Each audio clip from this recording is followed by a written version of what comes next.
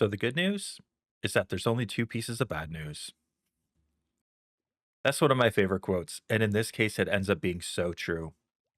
I cannot tell you all of the bad news that I've had in the last couple of weeks. I've spent hours and hours recording stuff, and normally I edit my videos down pretty quickly, but I was just kind of on a roll of getting some stuff done, and so I recorded so many things. And guess what? My audio broke. It's completely unusable. It's all unusable. And then once I figured that out and I fixed my audio, my OBS stopped working. It just froze right up. I didn't even realize it. Hours of just the loading screen of Minecraft. So I'm a little frustrated, but at the same time, a lot of it wasn't all that interesting to watch anyway. I mean, of course, I made it gold content. I mean, it was hilarious. I'm so funny. You miss some of the funniest jokes I've ever made and everything. You're going to just have to live with that regret. So, what I think I'm going to do is just give a little bit of a tour of the things that I got accomplished. And hopefully, that'll make for a fun, quick little episode. I'm pretty sure that I got everything taken care of at this point, so hopefully this will never happen again.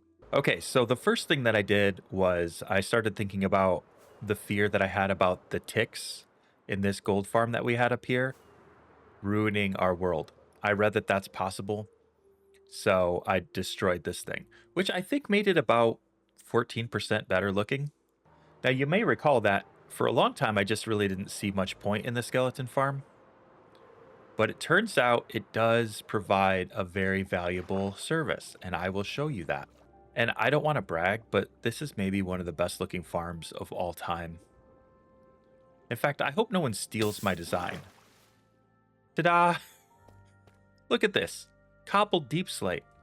I'm not sure anyone's ever worked with this palette before, but I don't know why. It's pretty epic. So I just put a trident killer in there so you can use looting 3. And then I created a little bit of an automatic sorting system here, although it only sorts out bones and then it burns up everything else. But now we have a pretty much endless supply of bones, which gives us an even more endless supply of bone meal. At first, I thought about doing this tour in a way that was like the order that I did it, so you could really get a sense of how much procrastinating I've done in the past couple weeks. But I think I'll just kind of do it in the order that it's kind of the simplest to explain. You might remember that in 2023, this poor little cow got stuck in the bamboo, and Asayo named him Bamboo and made a little statue to his honor. But we have a new addition to our bamboo animal family. His cousin is this cute little sheep, and we're going to name him Bamboo. And I made a little sign here in my hope. Actually, now that I put a name tag on him, let's cut this sign down. There. That'll be even funnier. When Asayo sees that, hopefully it'll make her laugh. Just between the two of us, Asayo does not think I'm very funny. So Asayo wanted her own XP farm, which made total sense because when I'm not on, my XP farm doesn't work. So she needed one of her own, and I tried to customize it for her a little bit. It took me a long time, by the way. I had to build a platform way out into nowhere because it was so hard to get zombies up here, and I didn't want to have to deal with the happy ghast. And so finally, after about 400 creepers spawning, we finally got some zombies, and I named this one special for her. If there's any BTS fans out there, you'll get that reference. So this is why I needed the bone meal farm, and it's also one of the main ways I procrastinated in the past couple weeks. You're probably thinking, okay, but it didn't take that long to put down smooth stone and bury a couple beacons. That's true. That wasn't the part that was the main procrastination area. I built this tree farm, and it's pretty simple. You've probably seen this design before. You just plant the trees there, they grow, and even the biggest trees you can get to from up here, and then you can just drill your way down. Oh, you can see we had a problem here with our jungle leaves. Probably have to clean that up here pretty soon. I did a couple of things that I haven't seen other people do. Number one, I created a collection system, and number two, I used a water elevator, which I think this makes a huge difference from using scaffolding or ladders because it's just so much faster. You just fly up here and then you're like at the top of the tree.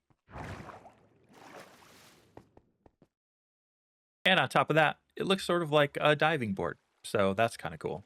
Okay, so this guy wasn't the main procrastination because it didn't take very long to build this. What was the main procrastination is down here.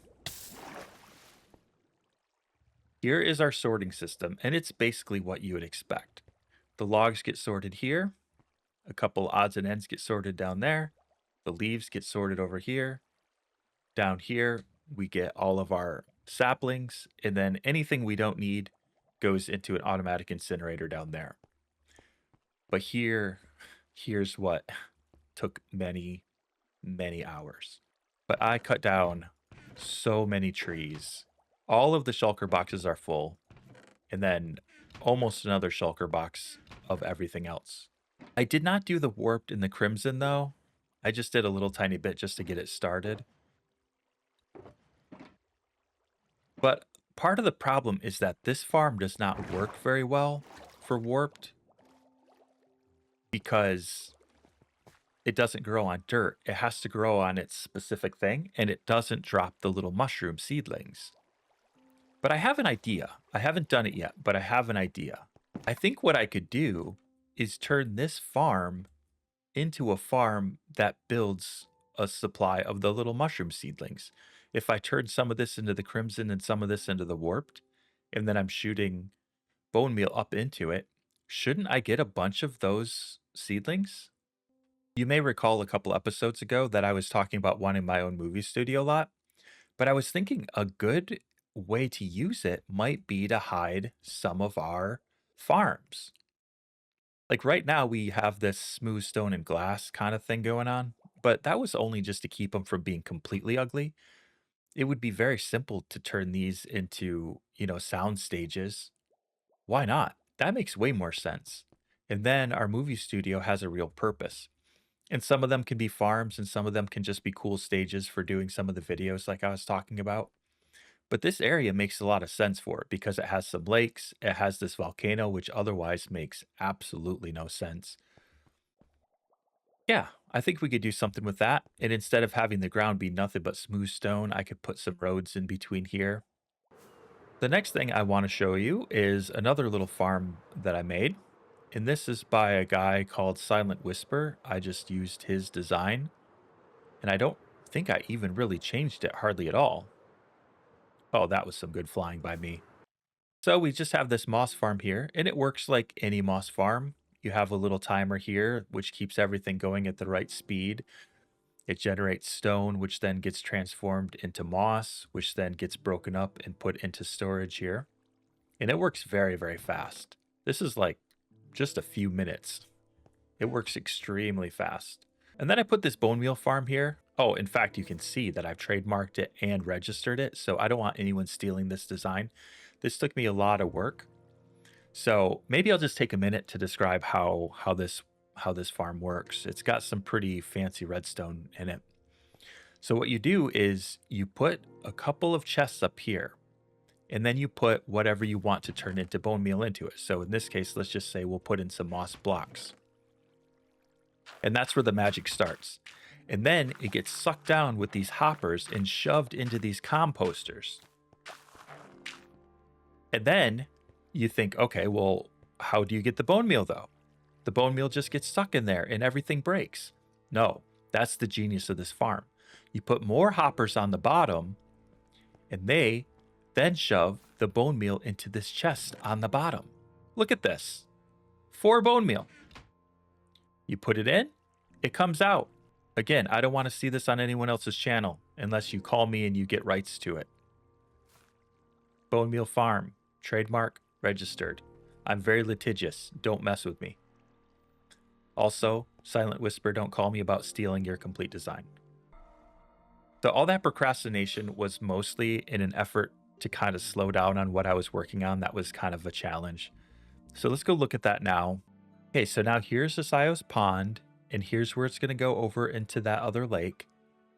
And then it flows through the village here. And I know it looks a little uneven, but don't worry too much about that, because the idea that I have is I'll make this sort of a boardwalk kind of thing. A walkway along the river, and then there'll be like shops coming up along the walkway. I think that's going to look pretty cool. And I'm looking forward to that. So I wasn't super worried about making this even exactly how I wanted it to be. I just wanted it to be the general shape so that we could work on it going forward. And then we'll have to clean this up we'll have to put a bridge across, of course. So there's still quite a bit to do here, but this is the general idea. So we have the river coming through, kind of waterfalls down, and it spills into this lake that I made. And you can see this was a huge ordeal. This was a huge ordeal. And then, of course, we finally have our waterfall up to our nether portal. So this isn't really the finished product, but I think it gets us a lot closer to what we want in the end, and it makes it a little bit less embarrassing looking. We've kind of framed it with a couple of custom trees here. And by the way, these are my first custom trees ever, and I'm not very happy with them. Like, I just think about like B-Dub's trees and Good Times with Scar and these guys who just make these trees that look like paintings. Mine do not look like this.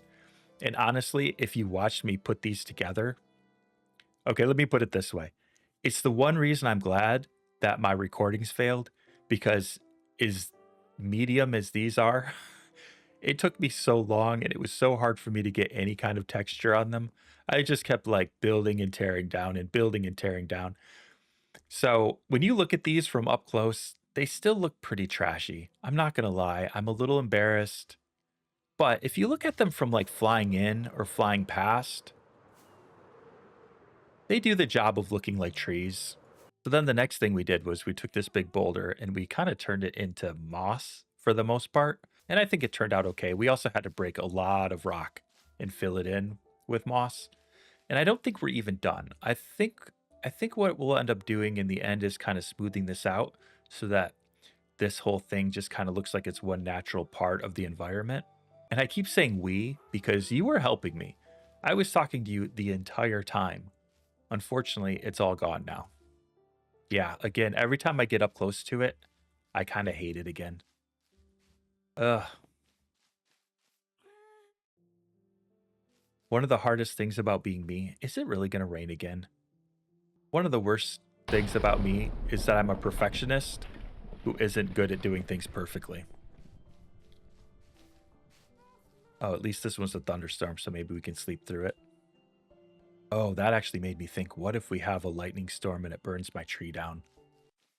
Oh, and then we put this pond in, and then it comes down through the waterfall. And then if you go back also and look at previous episodes, you will see that to make this lake took me hours. It was so much digging. And then at the bottom of it, I put all of this mud. So I had to use a Sio's mud farm, which helped tremendously, but still, it was hours of making mud. But I think it ended up being worth it. I did my best to make this look like it was actually a waterfall that was splashing into the water.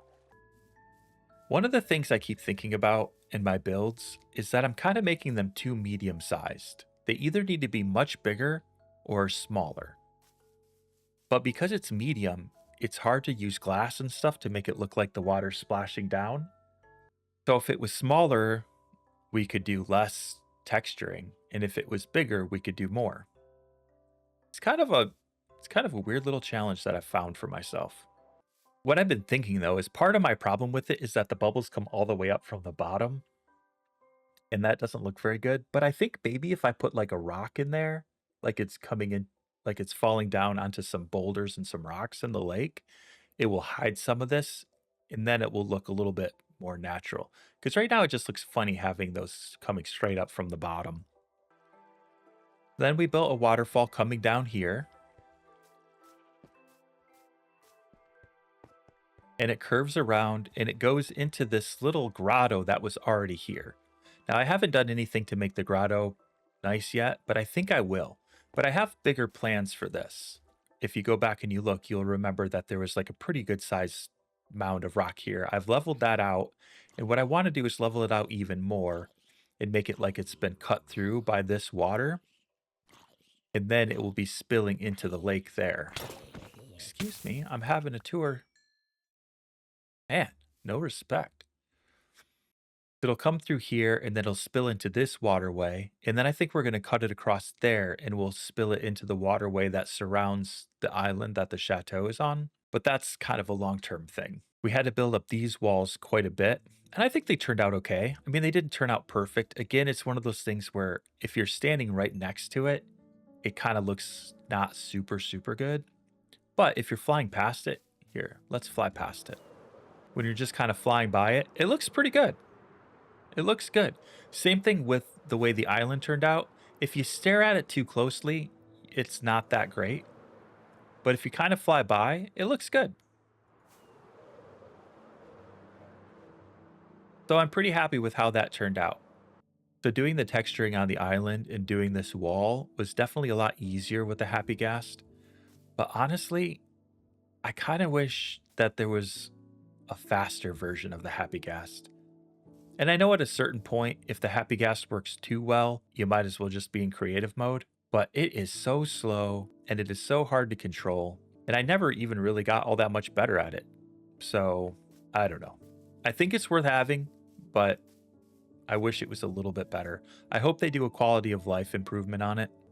It looks all right. The trees aren't perfect. But they're getting there. I think I'll do little improvements to them here and there as I go. I definitely have a lot more work to do on the island. I have to make this pond look more like a pond.